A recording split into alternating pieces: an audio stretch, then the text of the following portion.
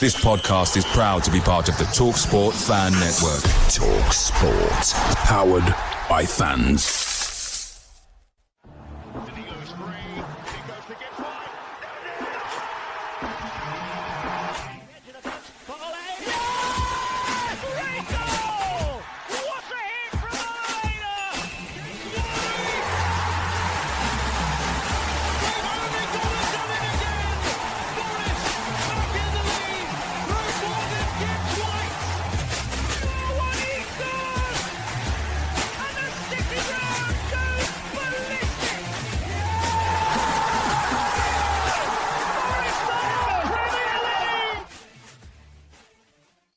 Hello, welcome back to this edition of Red Side of Trent with myself and Christian Brown as we look ahead to Forest fixture with Brighton and Hove Albion in the FA Cup quarter-final. Christian, how are you first of all?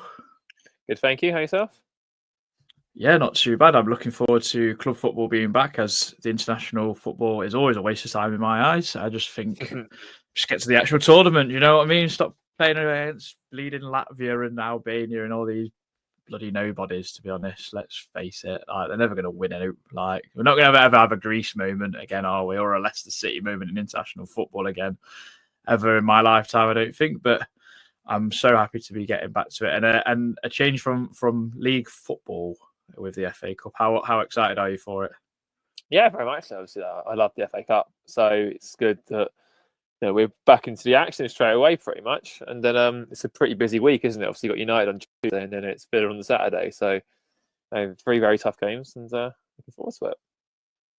Yeah, and with that running for the end of the season, as Forest are trying to chase down a Champions League spot, I think it lends itself to be 10 cup finals, you'd argue, with hopefully another one being a semi-final at Wembley. And then the extra one obviously being the final, which would be amazing season. I mean, I don't think any of us would have said where we would be. We would maybe have hoped for like a mid-table kind of finish and a decent FA Cup run, and we've actually got a chance at silverware this season.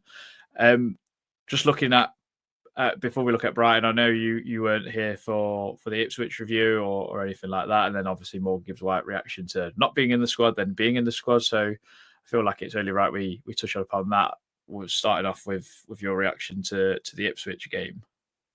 Ipswich game was good, very good. They were ruthless. That first half, I mean, how nice is it to see Forest score? Was it 3 goals in 6-7 minutes, as opposed to us being on the other end, conceding multiple goals in a very short space of time? Elangle's superb, I thought. In that sort of floating, roaming role, they couldn't track him. They didn't know what he was doing. He looked hugely effective. Obviously, he's carried that form on international break as well, because he scored yesterday for Sweden. Very, very impressive performance. A little concerning, annoying, I guess, to concede 2 goals, especially in the manner we did. I thought, though, you can sort of, the first goal was very sloppy, I thought, defensively. Their build-up play was great, but we don't really put any pressure on Cahoon until way too late. And the second goal, stop the cross, stop the goal sort of thing. We've been pretty good at that all season. So it was a little bit of a shame to sort of see a molecule of complacency maybe creep in. But the most important thing about these games now is just getting enough points to get into those top positions, and we're in a position to do so. Yeah, and then obviously I would like to know what your thoughts are on international football. I gave a scathing review at the start of this podcast, obviously, of saying it's a waste of time. And I mean, to be fair, in my honest opinion, and people will know who's listened to this and know me personally, I don't care for England in qualifying or anything. So if Morgan White got picked anyway and actually was just going to start games, I probably wouldn't have watched anyway, to be honest. I might have watched the highlights, but that's about it. I'm not interested in international football, to be honest. I find it really, really tedious and boring. But I may as well get your reaction, because I know you've got a bit of a scathing opinion on this, and I know me and you have had a bit of a back and forth in our group chat about it all, and what maybe it holds for the future of not only Forest but Gibbs White. So we may as well share that publicly, I guess. Yeah, I mean, obviously international football it does mean something to me. It means quite a lot. So yeah, obviously England's very important. Even if we are playing minnows like Latvia, for example, 140th in the world, you still want. Obviously, we all know qualification's boring. We all know England's going to go through anyway. It probably could do with a revamp. Actually, I saw someone say that it might be better to go through like some similar to the Champions League in all the UEFA competitions, and you've got just one big group, and you get 2 teams from each seed. That might actually work out better than doing what we're doing now, because it's, you add a bit with jeopardy. You also get a bit more experience playing the better teams as well. Let's say, for example, England 2 of England's games are against Spain and France, for example. That's going to be much better to watch than, say, England's cruise past Albania or Latvia. So that could be something UEFA look at, maybe just having one massive league and then divvying out who gets playoff places from there and then. That's a side issue. It was incredibly frustrating and disappointing to not see Gibbs White get on the field. I think for the first game, fair enough, you can kind of allow it to a point, I suppose. Obviously, it's his first game in charge. He's obviously going to lean towards his more sort of reputable players, if you like. But there's no excuse to do it for the second for me, especially when you're 3-0 up. I mean, he had so many options he could have pushed Rodgers out to the right because Rashford was being ineffective. He could have put Bellingham was a walking red card. He could have come straight off for Gibbs White and he could have played him in the 8. He had so much choice to sort of factor that through, and I just think it sends a terrible message. I am incredibly concerned about Gibbs White's long-term future at Forest. I don't think he'll be here next season, and I think that ultimately he'll see England playing as a higher value than Forest, and I don't completely understand that, because let's face it, for us, Forest is everything. Like we've got pictures on our walls. We grew up as kids with Forest, etc., etc. Morgan Gibbs White did not grow up with Andy Reid in his wall. He grew up dreaming of playing for England. He grew up dreaming of aspiring to those sorts of heights. So if he's put in a situation where it's you've got a seat on a plane or you play for Forest, he's going to take the plane option. It's simple as that. I don't like how England's very quickly reverted back to this reputation over club form thing, because some of those players from the field had absolutely no right being on that field. Jordan Henderson especially started one of his last 8 games for Ajax, and yet he's playing for England. That's ludicrous, absolutely ludicrous. So, yeah, incredibly concerning. And I know people say, "Oh, but we've got players from Palace in there and players from Everton in there." Well, one player at Everton, and Jared Brantwaite's now asking to leave because he thinks his England's future's up in the air. So that's one down. As for the Palace situation, these players like Eze and Wharton, for example, they're in the squad for the Euros. They've been at tournaments. They've of experience at senior level. Gibbs White hasn't. So because Southgate preferred Maddison to Gibbs White as original squads, we're now going to get punished for that. So we'll have to see what happens. Obviously, if everything is to happen, it will require a monster fee, which would be great. But at the same time, he's got 2 years left in his deal in the summer. I would not be at all surprised if he went, "I'm not signing a new deal because I want to play for England." I would not be at all surprised.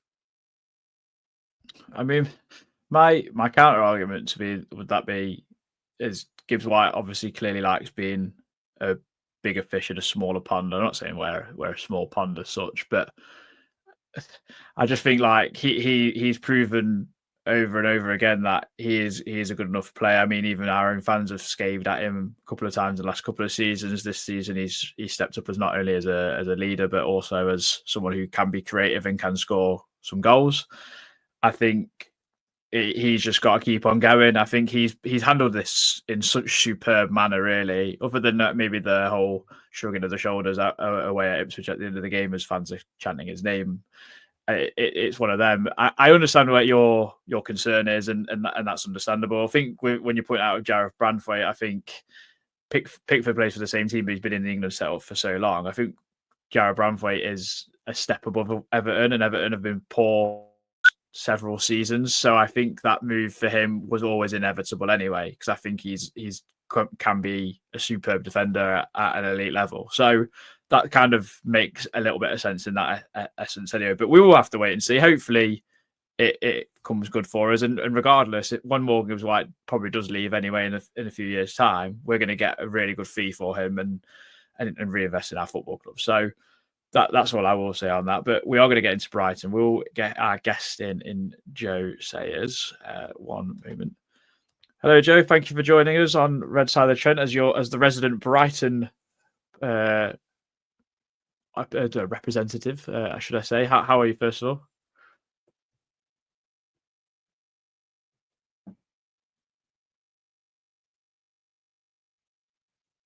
I can't hear anything, unfortunately, Joe. I don't know what's happened there, mate. I don't know if you're on mute. Hello. Can you hear me Hello, now? there we go. Yes, I can hear you now. How are you, first of all, mate? Yeah, no, not bad. I hadn't pressed the button on the old thing. You're going to have to edit that. Yeah, no, doing good. Sorry for being late. But yeah, doing well. Good. Last time we met, Joe, and I mean, I said this, we'll try not mention the 7-0, but you actually said, go on, mention the 7-0 because it has catapulted your form. And amazingly, I think you've drawn one game. I think you've beat Chelsea twice. You've beat Newcastle in the FA Cup, obviously, to set up this meeting. Bournemouth, I believe you beat as well, and a host of other teams. Let's talk about the 7-0 first of all. What on earth was Fabian Hurtzler doing leaving poor Jack Hinshelwood alone in midfield with about 7 attackers in front of him? It's a very good question, and it's definitely a question that Fabian Hurtzler asked himself. Apparently, according to The Athletic, after that game, Fabian Hurtzler got the tactical plans out in training and burnt them in front of the squad and said, we're not doing that ever again. Which, it's great to see somebody, take accountability for his wrongdoings. And I mean, it wasn't all down just the tactics. I think the players that day were completely off of it. And when you see Jack Hinshelwood struggling in the middle, who's going to drop in there and help him out? Would it be Jorginho? Would it be Pedro? I don't think they're players that have that sort of capability of dropping in and doing that midfield dogfight.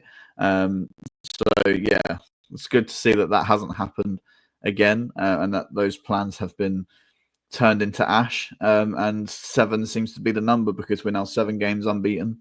And, of course, we're in a Nottingham Forest sandwich going into an FA Cup weekend. And I'm a little bit like, well, who's going to end this 7-game unbeaten run? It's going to be Nottingham Forest, who beat us 7-0. So, yeah, I'm a little bit nervous, but also we're in a much better place in terms of squad. So I hope that it's more like the 2-2 draw at the Amex that we saw earlier in the season. I was going to ask actually about hers because I know you've been fairly not flip-floppy with him, but I know obviously you've had a couple of some questionable results. Obviously losing to Palace at home was very bad, especially if no one likes losing to the rivals. Obviously you lost 7-0 to us as well. But since then, obviously, you finally look like a team that's had £200 million spent on it in the summer that was in European places last season. How was the sort of mood around them in a minute? Because I've seen obviously, I think, the whole for you section, whenever anything Brighton pops up, I know you've liked something or engaged in something, it pops up. And there's always been sort of like, where are the Hurtzler haters now and this sort of thing. So what's your sort of view on the whole situation at the minute? Do you still think he's doing what par for the course or under overperforming? I think what you want is a reaction and you want somebody to prove why they've been hired on the back of some really terrible results. I was one of the fans that was getting extremely impatient with him, especially after the Crystal Palace game. I was pretty angry and said some things that I've now, gone on to regret.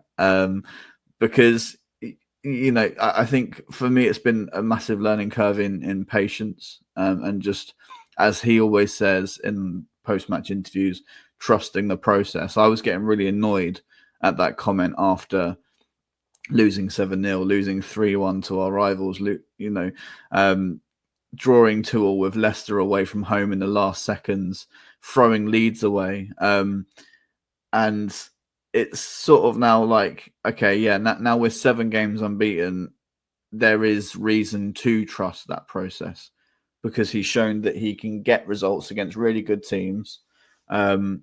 And these little inconsistencies with a very young manager and a very young squad will be ironed out eventually. So yeah, I'm very much on in the camp now that we have to be patient with him because we've seen enough good to outweigh the bad. I definitely draw. I was going to say, I mean, I assume that one of the English teams is going to win a quarter final. I mean, you'd hope Chelsea are against whatever bloody team they're playing against in Europe. But that means that 5th will be Champions League. You're only 1 point off that now. So, which is, I imagine, where you expect to be with 9 games to go at the start of the season. Yeah, I think that the frustrating thing is if we had the consistent season that we expect and had beaten Ipswich at home, had beaten Southampton at home, had beaten Leicester away, that we could be looking at a season like you guys. And I think that's where the anger comes from, is that we should be doing better, but we're not. But then, as you say, we have to look at the table and take it into perspective as to the club we are and the journey we've been on, and think we could very much be in the conversation to get Europe again this season. So that would be a huge success, having moved on from Roberto De Zerbi and appointing a relative unknown. Everyone's then at the start of the season saying, well, now Brighton are surely going to get relegated. But again, then we've proved them wrong. And I can't wait for the moment that at the start of the season, we're not in the conversations for people saying, well, surely this is a season Brighton don't do very well. Because I think we've proven enough that we've done incredible recruitment. We've got an incredible setup behind the scenes. And this club, touch wood, isn't going anywhere yet. So, yeah, we just hope that it's another successful season, get into Europe, whatever sort of Europe that is. I would take the Conference League because I'd like to win it. West Ham have won it, so, you know, why can't we? So, yeah, it'll be interesting to see what happens. And, yeah, European football would be a success, I think. I kind of draw similarities to yourselves and Bournemouth, to be fair, Joe, in terms of like new manager. They had a new manager last season and struggled at the very start and looked like, well, not sure about him. But I suppose with yourselves spending £200 million in the summer, it is going to always add that expectation, and maybe fans expect a little bit more. But talking about big weeks, actually, so after this fixture, you guys play Brighton. Aston Villa play come to your place as well on the Tuesday, where we play Man United, and then you've got obviously Crystal Palace away in a derby, and we've got Aston Villa. So a lot of teams playing each other around, and you've got important games. But how big is this fixture for Brighton fans and as the football club? Because there's quite a lot of teams in this FA Cup now, other than Man City, that haven't won the FA Cup or haven't won it for an extremely long time. It's such a huge opportunity. So where do you lie with this? Are you more bothered about getting European football through the league, or are you more bothered about winning a trophy? Because this is a conversation we've tended to have on our podcast recently. Yeah, I mean, first of all, if Brighton played Brighton, we'd still find a way to lose. So that would be quite amusing to watch. I mean, it's such a anomaly season, isn't it? It's just crazy that, you know, you guys are doing so well, and the fight for Champions League places is like a few points. So I think our focus mainly as fans would be that we finish the season strongly. I don't like to sort of think any further into the FA Cup before we've sort of got there, because I know that obviously you guys are going to be a real tough test at the weekend. And there's also a prospect of it being a Brighton versus Crystal Palace semi-final or final at Wembley. And I don't think I could physically live through that. I think I would go to the doctors and get some sort of sleeping pill to just sleep it off. So I mean, yeah, it's really exciting. It's just such a great season. I think Bournemouth could beat Man City, and then the FA Cup is so open, and it goes to someone who, as you say, hasn't won it for ages, or a completely new winner. I just really hope Fulham beat Crystal Palace. That's the main thing I want. I don't want them to get any further if we don't get any further. But yeah, it'll be really interesting to see what happens. But I think, yeah, if you offered me Europe or the FA Cup, I'd probably take the FA Cup.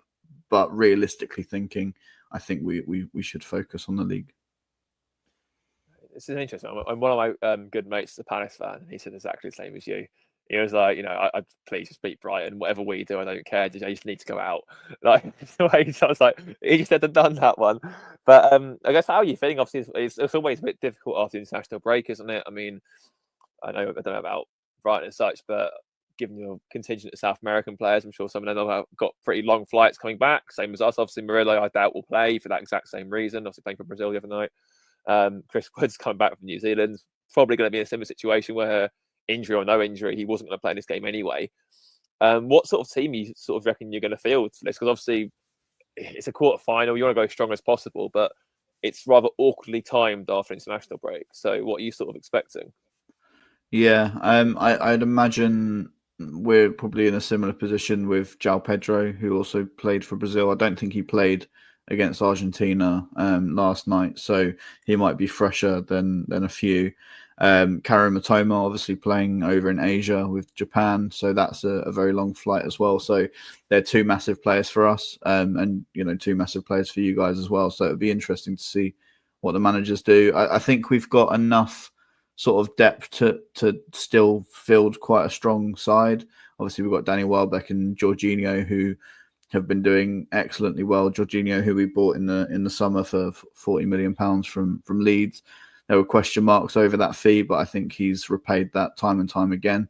And we've also got some fantastic options out wide. Simon Adingra has been pretty decent when called upon. I'm not the biggest Simon Adingra fan, but I think he's worthy of a little bit more game time.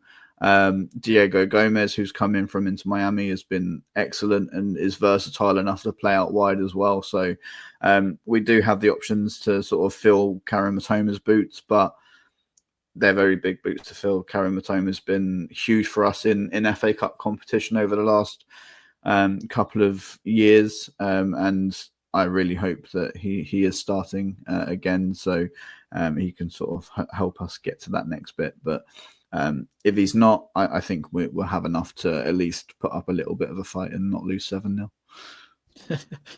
Just to wrap it up, Joe, what's your score prediction for the FA Cup game? And whilst you're on, I'd love to know, where do you think you'll finish in the league? Oh gosh. Prediction. I think it'll go all the way. I think it's going to go all the way to penalties. It's going to be a real tight game that, nobody's going to want to make mistakes, and maybe it's just going to be a boring 0-0. I don't know if you guys are traveling down to watch the game, so I hope it's somewhat exciting for you to make all that effort. Yeah, I'll go 0-0 after 120 minutes, and then I have to go with my heart and say Brighton win on penalties, but penalties haven't been our friend in the FA Cup, as you may or may not know. So yeah, it's going to be a nervy one, but I hope obviously we come out on top. In terms of league position, I think we will finish 8th. I don't think we'll have enough to sort of push up towards Europa League spots, and hopefully the FA Cup works out in a way that no other team gets. I don't know. Do they get Conference League or Europa League if they win the FA Cup? I think it's Europa League for FA Cup. Yeah, depending on where they finish. Yeah, fair enough. So yeah, Conference League I'll take, so we can go and win a trophy next year. Yeah, and I think Brighton have got a lot to say in this run-in as well. I mean, you play Villa, Newcastle, Liverpool, and Tottenham are like the standout kind of fixtures there. I mean, you could say Brentford away is also a tricky they're all tricky fixtures in this league, but yeah. So it's going to be an exciting end to the season. But Joe, thank you very much for joining us again. I'm sure we'll see you next season. Hopefully it's another 7-0 on Saturday, but to us again. Yeah, I think we're. I don't think it will be. I think we're mathematically safe, so you will see us next season at least.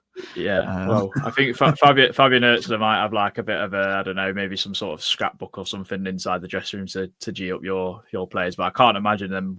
I can't imagine there being any much needed motivational team talk for this one on Saturday. I feel like you'll come out with a point to prove, to be honest. Yeah. I think the reaction as well since that has been enough to know that we're not going to come out and roll over for you again, and that there will be some sort of a fight. But I could then be sitting here with egg on my face in a couple of days' time on the back of another drubbing. So I will keep my mouth firmly shut for now. Bro, thank you very much, Joe. We'll see you next time. Take care. That was Joe Sayers from Albion Obsessed. Do check them out on Twitter and everything else if you're interested in that. Christian, we're going to do our team, what we think it might be, and I feel like we're quite similar in a sense. So I'll put your side up first, and then I'll read it out for the listeners. So you've gone with a 4. Well, sorry, I've picked this kind of formation for you. You can tell me if it's any different. I'm assuming it's 4-2-3-1. I don't know. I didn't put Jota in my team. Oh, you didn't, did you? What are you doing? I've completely messed this up. You've not put Jota in your team. We'll ignore that. You've put Anthony Elanga there, so ignore me, people who are watching on YouTube or whatever. But Matt Sells in goal, Olaraina, Milenkovic, Morato, Nico Williams, Sangare, Anderson, Gibbs White midfield, Anthony Elanga, who looks like Diego Jota, Jota Silva on the screen there, Tyro Wunye and Callum Hudson-Odoi. What's your thoughts about this one? Because it's a tricky one, isn't it? We've had this discussion in the WhatsApp group and everything else. Like, how on earth do you balance this when you've got a fixture with Man United on Tuesday? And although Man United aren't brilliant, it's still Man United. So you kind of still have to be aware of them. Yeah, I mean, it's going to be game by game, isn't it? That's the only way we can. It's the way it's treated. That's what we've done all season. It's worked. There's no reason to change that now.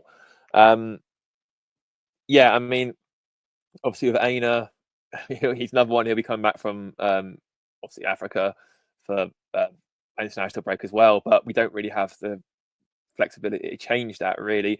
I know he might play Moreno, but I don't think he will. It's a difficult one, isn't it? Because I mean, technically, you could play Moreno now and get 2 games out of Williams next week, with obviously Moreno being ineligible for the Villa game. So that could be a potential switch, but I personally wouldn't. I'd like to see us go strong as possible. The only changes I've made really are ones that I would personally think are out just for international purposes. So Murillo played obviously this morning. Even if he's on a overnight flight from Brazil back to Nottingham, he ain't going to land till tonight. So that probably writes tomorrow off to training day. And then obviously Friday, the team will be going down to Brighton anyway. So it's highly unlikely he will feature. Woods will be similar, obviously, in terms of the travel and the fact he's got this rib injury anyway, supposedly, which is meant to quickly either keep him out for a couple of games or God knows how long. So those are the 2. I think they make the most sense. Then the only other 2 potential switches I can see him making will be at left back. I don't think he will. I think you've trusted Williams with the shirt. He hasn't let us down. You give it to him again in the cup, and he's probably young enough, I reckon, to balance 3 games in a week. So we'll see.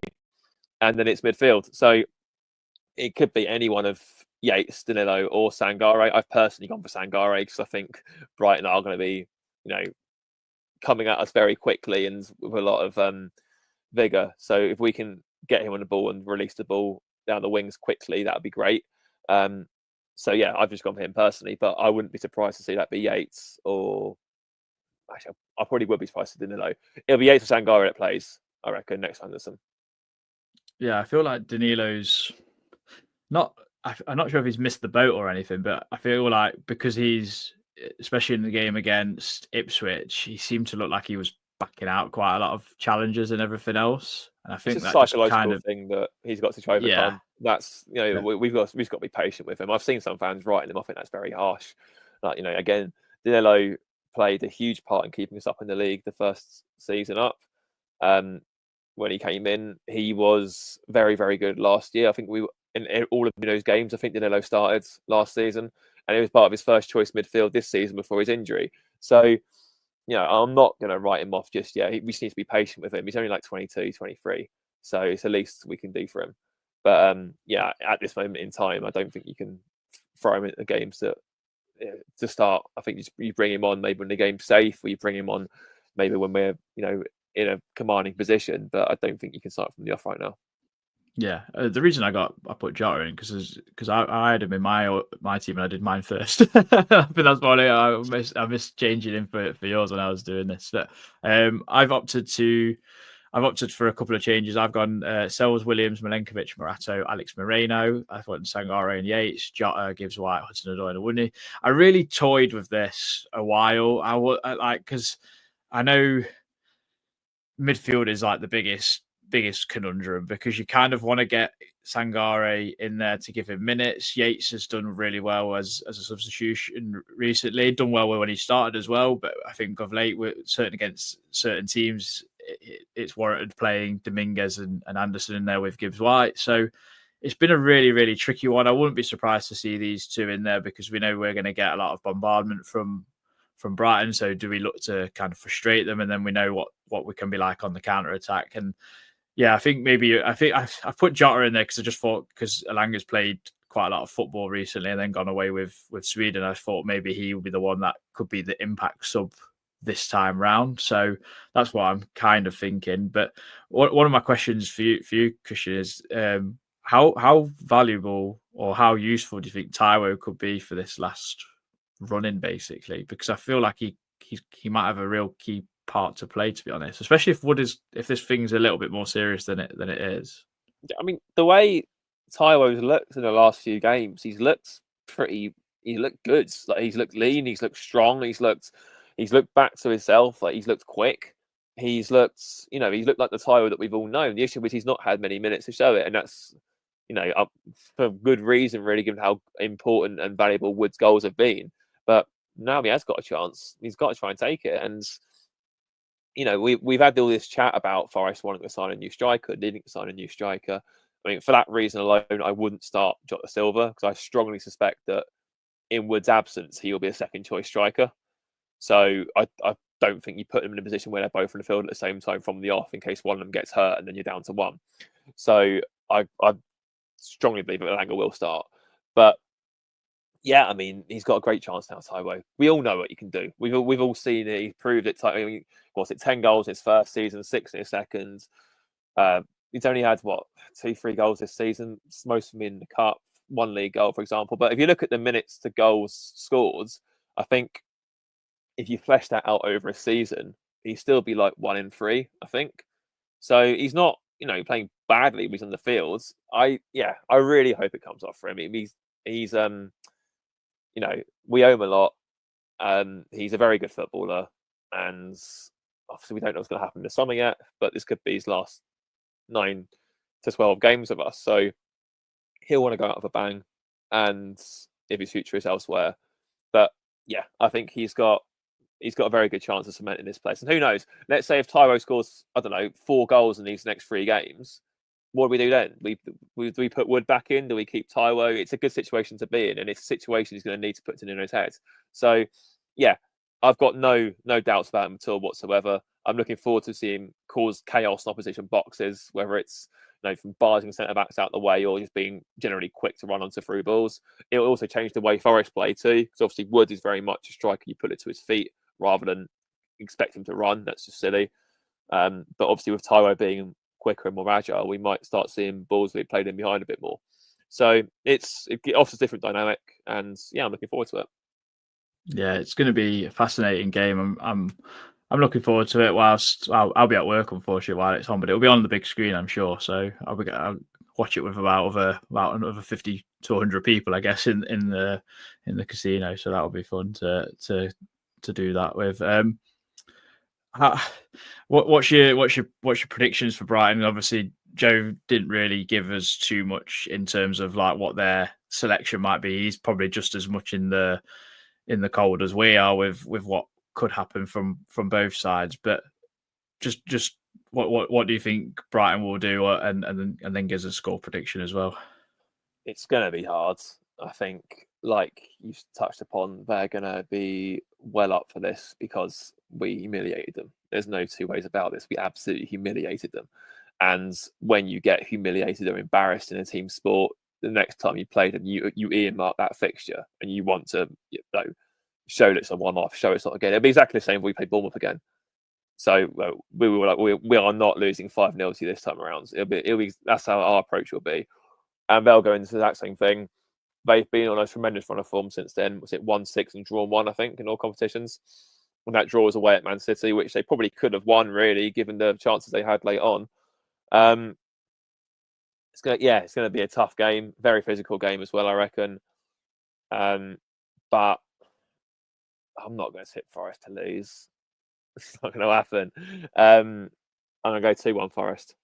Sideways be the hero in 90 minutes as well. And really, both teams need to get this done within 90 minutes as well. So I don't think you'll get the usual sort of, oh, let's peter out to extra time, whatever else. I reckon if it gets to 10 to go and it's still level, you'll see both teams just start throwing men at it because we could both do without it. Yeah, I mean, this is where I think in the FA Cup it'd be great if you could have like the gentleman's agreement of like, do you want to do extra time or no between the two clubs? I think that would be just work sack it so off. much better. The only game you should have extra time is the final. No one's asked otherwise. Just have you know, when it was away goals in Europe, it's a little bit different. Like I remember this a cracker of an extra time with, was it Juventus and Porto, I think, when Pepe rolled back the years and Ronaldo was still there. It's like a 4-4 game, and then Porto went through and away goals. Well, you have things like that, it's a little bit different, but there's no real jeopardy now, is there? So it's sort of like, okay, let's just go to penalties and take our chances there. And yeah, if it goes to penalties again, I probably would fancy Forest to hopefully get the job done. I'm just I don't want to say too much. I'm just hopeful that we can really go all the way here. And we might not get a better chance for a long time. So yeah, definitely. Me and Reece said penalties, unfortunately, and we've been good from them this season, bar in the Newcastle game, but didn't have our first full choice of penalty takers in that one. So let's hope we do it in 90 minutes, like you say. I think it'd be great if it was like level 10 minutes to go and everyone's just chucking the kitchen sink. I think it would be an enthralling end. But yeah, no, I think it'd be quite. Yeah, I think it'll be a back and forth game. So I'm looking forward to it. But thank you very much for joining us on this podcast preview for the Brighton game. We'll be back with a review, I'm sure, on Sunday. We have then Man United on Tuesday, so I'm not sure if we'll get a preview in. We might do of some sorts, maybe during the review of the Brighton game in itself. So until next time, we'll see you then. Come on,